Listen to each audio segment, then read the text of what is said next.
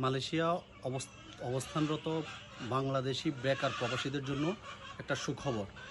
আমাদের 2024 সালে আমাদের পাঠানো একটা কোম্পানিতে মুন্টিয়ারা SDNBSD কোম্পানিতে কিছু সংখ্যক বৈধ অবৈধ কর্মী দরকার, যেখানে প্রজেক্ট চালু রয়েছে জহুরবারুতে। এদের মোট এখন বর্তমানে 7টা প্রজেক্ট চলমান রয়েছে।